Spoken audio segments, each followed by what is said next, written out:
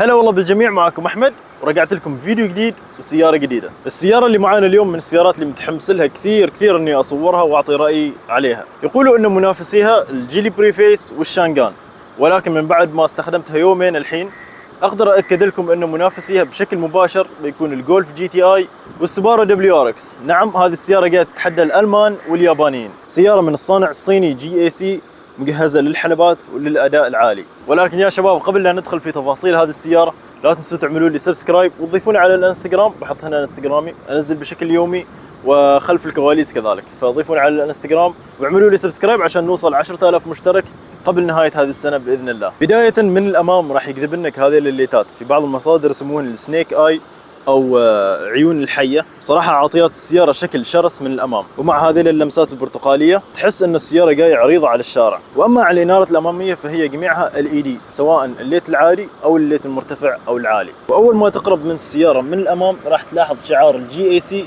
ومكتوب عليه جي اي سي برفورمانس من الاعلى. وفي الاسفل عندك الكاميرا الاماميه، واكيد عندكم فتحات تهويه ثنتين، واحده فوق واحدة في الأسفل عشان تبرد المحرك بقدر الإمكان. وكذلك الزايدة الأمامية أو البعض يسميها اللحية، فهي جاية على السيارة وعاطتنها منظر رهيب. وفي الزقاق الأمامية عندكم كاميرات المحافظة على المسار وغيره من الأنظمة. بخصوص أنظمة الأمان وتجربة القيادة راح أنزل فيديو ثاني مختص بتجربة القيادة من منظور السائق، فاعملوا لي سبسكرايب عشان أول ما ينزل هذا المقطع تشوفوه، وراح أنزله بعد يوم أو يومين من هذا الفيديو. وفي أعلى السيارة عندك فتحة سقف عادية الجي اي سي امباو ار من الجانب، بداية بالديزاين اللي حوالين فريم الزقاق الجانبي. جميل صراحة، حبيت هذه الحركة اللي هنا في النهاية، نفس هذا الخط عاطي السيارة انسيابية في الشكل. وكذلك من الاشياء اللي حبيتها في السيارة اللي هن لمسات الار، لو تلاحظوا هنا عندكم شعار ار، وكذلك في الامام عندكم شعار الار بجانب شعار الجي اي سي، والخطوط الجانبية مستمرة من الامام الى الخلف. بهذه التفاصيل الجميله تعرف ان وكاله جي اي سي اشتغلوا شغل على سيارتهم من ناحيه التصميم وكذلك من ناحيه الاداء. المرايات الجانبيه يجي عليها خاصيه طي، وكذلك الكاميرا الجانبيه، ويتوفر على السياره الدخول الذكي، فاذا نزلت من السياره مثلا ما يحتاج انك تقفلها، بنفسها راح تسكر اذا رحت، واذا رجعت بنفسها راح تفتح. اما عن الرنجات الاماميه فهن بحجم 18 انش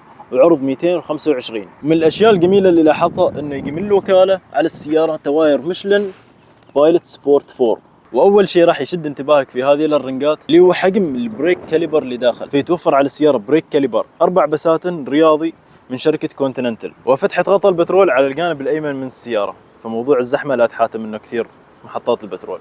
الامباو ار من الخلف ما شاء الله في الموتر فيه لمسات فنيه عجيبه. الجناح الخلفي جاي بلون الاسود اللامع، وبصراحه مرتفع، يعني حتى وانت داخل السياره تسوق وتشوف من هذه المرايات الجانبيه راح تشوف الجناح خلفك. وديزاين السيارة من الخلف يعطيك طابع ان السيارة رياضية وكذلك عريضة ما شاء الله على الشارع. طبعا هذه الفتحات ما عملية ولكن شكلها جميل. واما عن الليتات الخلفية فهي جميعها LED ما عدا الاشارات، لاحظت ان الاشارات ما LED. وفي الاسفل عندك ليت ضباب في وسط الديفيوزر. وعلى الجانب الايمن عندك شعار الامباو ار، والجانب الايسر اسم الشركة أو الوكالة اللي هي الجي اي سي. وأخيرا من أهم الأشياء في شكل السيارة من الخلف اللي هو فتحات الإكزوز. عندك 4 فتحات من الإكزوز وجميعها عملية، هذا المميز فيها أنها جميعها عملية. وكذلك عندك فالفات أو بوابات في الإكزوز، فممكن أنك تتحكم بصوت السيارة على حسب وضعيات القيادة. أما عن مساحة التخزين الخلفية أو ما تسمى بالعامية الدبة، فهي تفتح بشكل يدوي، تتسع ل 480 لتر. ما شاء الله مساحة التخزين تعتبر عملاقة على سيارة بهذا الحجم. وفي الأسفل يتوفر تاير سبير بكامل معداته، تاير بحجم 18 انش ولكن عرضه 125. هذا هو مفتاح السيارة، عندكم فتح واغلاق الابواب وكذلك تشغيل عن بعد. وفي الجانب الايمن تفعيل الانذار اذا كنت مغيب السيارة ولا شيء، هذا راح ينفعك. واخيرا فتح الشنطة الخلفية او الدبة من الخلف كذا شكلها. بسم الله، تعالوا معي نشوف هذه السيارة الجميلة من الداخل ونستمتع بكل تفاصيلها. بداية بباب السائق عندكم الشاموا او الالكنتارا مع الخياطة البيضاء، ما شاء الله يعني ميكس الوان قليل اشوفه، ولكن هنا اكتشفت انه جميل ما شاء الله. كذلك قبضة فتحة الباب من الداخل بلون الكروم. تفاصيل هذه الالوان منتشرة على كامل مقصورة السائق. عندكم الستيرنج باللون الاسود، وخلفه على طول الشاموا او الالكنتارا بالخياطة البيضاء، ولمسات الكروم على فتحات المكيف بشكل كامل. ونجي الان الى محور حديث GAC IMPAW R من الداخل اللي هو الكراسي الرياضية أو الباكيت سيتس مثل ما يسموها. عندكم كرسي السائق والراكب جميعها تحكم كهربائي، وهذه هي المقصورة الداخلية. فأنت كسائق راح تشوف العداد الإلكتروني قدامك وأكيد الشاشة الجانبية. أما عن تحكمات في الستيرنج أو مقود السيارة، في الجانب الأيمن عندك تحكمات بالراديو والرد على الاتصالات وتفعيل سيري إذا كنت شابك على الأبل كار بلاي، وشكل النجمة يعني اختيارك لوضعية القيادة المفضلة بالنسبة لك. فمثلا أنا حط هذه النجمة تعني الريس مود أو وضعية السباق، فلو أضغطها على طول السيارة تروح إلى وضعية السباق أو الريس مود، وإذا أضغطها مرة ثانية راح ترجع طبيعي.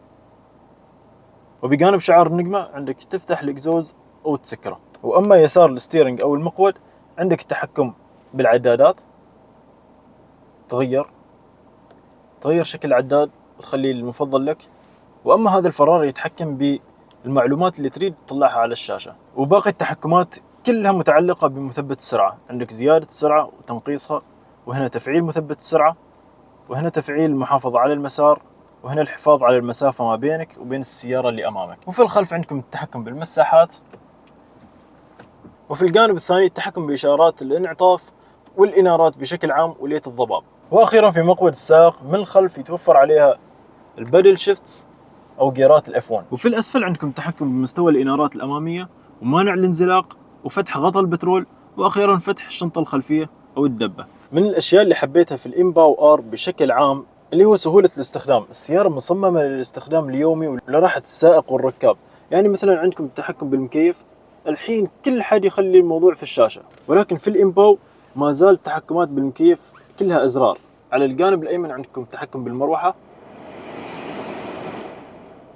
في الجانب الأيسر التحكم بالحرارة، وجميع تحكمات المكيف أزرار. فلما أتكلم عن سهولة الاستخدام ما أتكلم فقط عن المكيف، حتى مثلا زر إشارات الخطر على طول أمام السائق، كل شيء واضح على الستيرنج. يعني أنا لما ركبت السيارة ما عانيت إني أتأقلم معاها بسرعة، يمكن خذ مني ساعة ونص، وعلى طول عرفت كل شيء، عرفت أتحكم بالسيارة من كل النواحي. وعلى الجانب الأيمن من السائق يتوفر عندك تشارجر الوايرلس، وزر تشغيل المحرك، وزر اختيار وضعيات القيادة.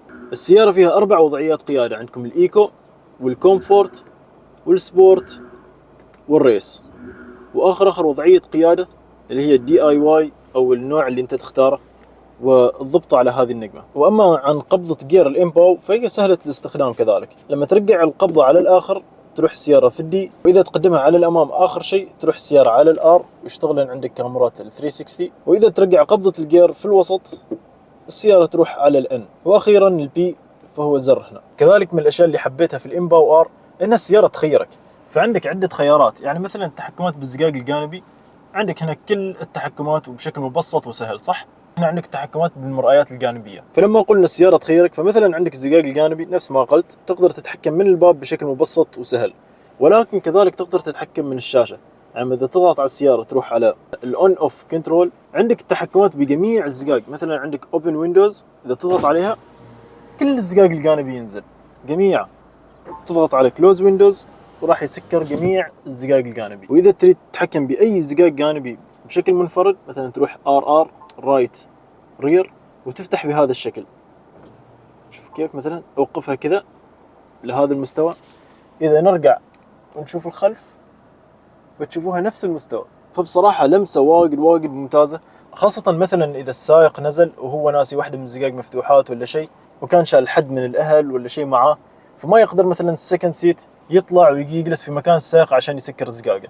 فهنا بكل سهولة راح يتحكم بجميع الزجاجات الجانبية. كذلك عندكم فتحة السقف نفس القصة، تقدروا تفتحوها سواء من الشاشة أو من التحكمات في الأعلى. وننتقل الآن إلى الخانة الثانية اللي هي الكوكبيت. تقدر تتحكم بكرسي السائق فقط، سواء ترجعه أو تقدمه، وكذلك التحكم بالمرآيات الجانبية سواء هذه صوب اليمين أو صوب اليسار. وطبعا يا شباب تقدر تتحكم من الشاشة أو من الأزرار المتواجدة على باب السائق بشكل مبسط. ولما تخلص مضبط الكرسي على وضعية السائق المناسبة لك ومضبط الزجاج، عندك 3 أماكن إنك تحفظ وضعية الجلوس المناسبة لك، عندك 1 و2 و3. وننتقل الآن إلى آخر صفحة في هذه القائمة اللي هي الأمبينت لايتنج أو الإضاءات الداخلية. عندكم ألوان تقدر تختار على كيفك وراحتك، والإنارة الداخلية فقط في الأمام تحت عند الأقدام وأنتم بكرامة. والآن خلونا نتكلم عن مساحات التخزين في الأمام. عندكم هذه أول مساحة وهذه ثاني مساحة في باب السائق. وكذلك باب الراكب الجانبي نفس القصة. وفي المقصورة الوسطية من تحت عندكم كذلك مساحة تخزين وفتحة شارج USB Type C وفتحة شارج عادية، كذلك مكان لولاعة السجاير. أما عن حاملات الأكواب فعندك حاملين أكواب هنا في الأمام، ولكن من ملاحظاتي عليهن أنه كثير عميقات. يعني لو عندك مثلا شاي كرك أو كوب صغير أو شيء عشان تروح تاخذه لازم تدخل يدك إلى القاع، وهذا الشيء شوي صعب أثناء القيادة. من غير إذا بغيت تستخدم الكب هولدر الثاني أو حامل الأكواب الثاني لازم تفتح السدة الوسطية أو مساحة التخزين الوسطية. فبس هذا الشيء لازم تخلوه في بالكم، أنه لازم السدة الوسطية تكون مفتوحة إذا تريد تستخدم حملات الأكواب الاثنين. وفي خلف حملات الأكواب في مساحة تخزين بسيطة. في أمام السكند سيت أو الراكب الجانبي عندكم مساحة تخزين كذلك. وأخيرا يتوفر على السيارة سماعات ياماها 4 في الأمام و4 في الخلف، وصوتهم جميل على السيارة بهذه الفئة السعرية. وأما عن الإيرباجات أو الوسادات الهوائية فعندكم للسائق والراكب، كذلك وسادات هواء جانبية بالكامل إلى الخلف. فالسيفتي في الإمباو آر كان من أولويات GAC. وفي الأعلى عندكم إنارات LED للسائق وللراكب أو تشغلوهم بالكامل، وكذلك التحكم بفتحة السقف. الجانب الأيمن تحكم بالإنارات أثناء فتح الأبواب، وأخيرا اتصال الخطر أو SOS. الإمباو آر من الخلف بداية من مساحات التخزين عندكم مساحة واحدة وهذه المساحة الثانية، وكذلك سماعتين على كل باب، فهنا 2 في الجانب الثاني 2، وهذا المجموع 4 في الخلف. ما شاء الله أنت كشخص راكب ورا هذا هو المنظر اللي راح تشوفه أمامك. كراسي البوكيت سيتس ما شاء الله كيف جميلة على الإمباو آر، صراحة أبدعوا في تصميمها. رغم أن الكراسي رياضية ولكن ما ضحوا بالعملية، فلما تشوف على تحت بيكون عندك جيب للتخزين، كذلك توفر عليها فتحة تكييف واحدة فقط في الخلف، ولكنها عملية وتوفي بغرضها. دائما حطوا في بالكم ان السيارة صغيرة، وبصراحة حتى ما محتاج كثير انه يكون في فتحة مكيف في الخلف، ولكن اشوفه شيء جميل خاصة على اجواءنا الحارة هذه، انه يكون عندك فتحة تكييف خلفية واجد يساعد درجة الحرارة بشكل عام داخل السيارة. وفي الوسط يتوفر حملات اكواب 2، وكذلك الانارات الخلفية. واخيرا اذا تريد تزيد مساحة الدبة الخلفية ممكن انك تكسف الكراسي بشكل 40-60، هذا 40 وهذا 60. ونجي الان الى اكثر شيء مسبب ازعاج على الإمباو آر اللي هو المحرك. عندكم محرك 2.0 توربو يولد 265 حصان و400 نيوتن متر من العزم، وكل هذه القوة والعزم موصولة بجير 8 غيار، لكن مش DCT او الدبل كلتش ترانزميشن، لا، موصولة بجير 8 غيار تورك كونفرتر. وبصراحة اشكر GAC انهم اختاروا التورك كونفرتر عن الدبل كلتش.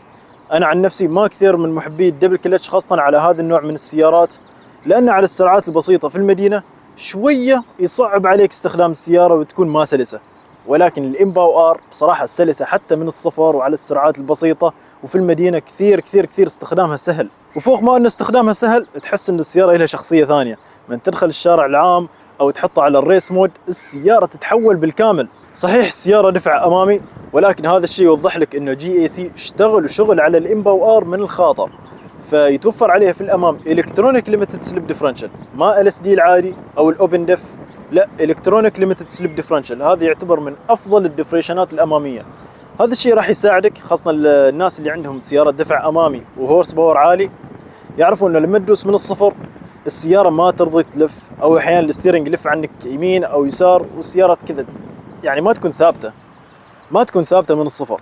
ولكن في الإمباو آر عندك إلكترونيك ليميتد سليب ديفرنشال يوزع الباور بشكل متساوي وصحيح إلى التواير الأمامية، فالسيارة تمشي سيدة من الصفر. ولو كانت الأرضية ما مساعدة والسيارة تتزحط لا تحاتة، بيكون عندك تحكم بالسيارة بشكل كامل. وغير ELSD أو الإلكترونيك ليميتد سليب ديفرنشال في الأمام، في الخلف عندك مالتي لينك سسبنشن اللي هو المساعدات بشكل المالتي لينك. هذا يعني انه التاير اليمين ما له اي علاقه بتاير اليسار، ففي الحلبات لو طلعت مثلا بالتاير اليمين ما راح ياثر على ثبات التاير اليسار.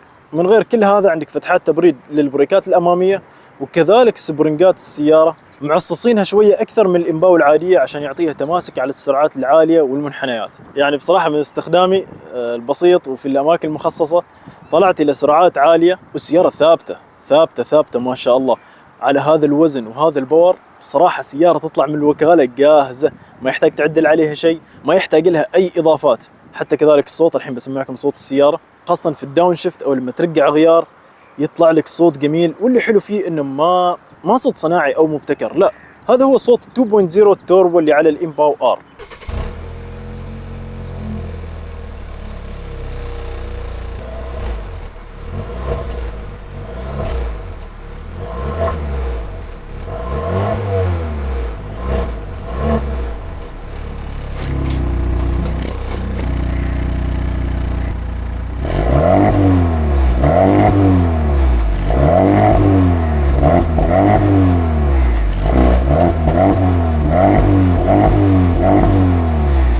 وانا عارف يا شباب بتجيني اسئله عن تسارع السياره وقوتها وكذا، ان شاء الله ما يهمكم. انا بنزل فيديو كامل عن تجربتي للقياده وبتكلم عن هذا الموضوع بشكل تفصيلي، ولكن في هذا المقطع بنزلكم فيديو كتسارع للسياره.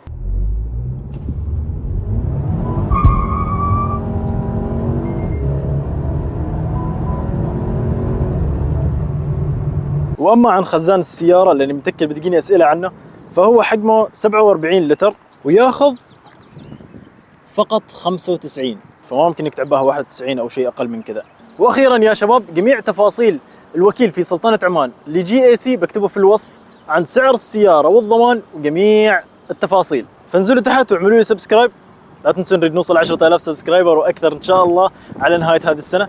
فانزلوا تحت واعملوا لي سبسكرايب، وكذلك ضيفوني على الانستغرام، هناك انزل بشكل يومي، واكيد خلف الكواليس انزلهن هناك. فاتمنى اكون ما قصرت معكم بالمعلومات، واذا عندكم اي اسئله واي استفسارات عن هذه السياره اكتبوها تحت حلي في التعليقات وراح اجاوب على جميع تعليقاتكم. شكرا لمتابعتكم، نلتقي ان شاء الله في الفيديو القادم. في امان الله.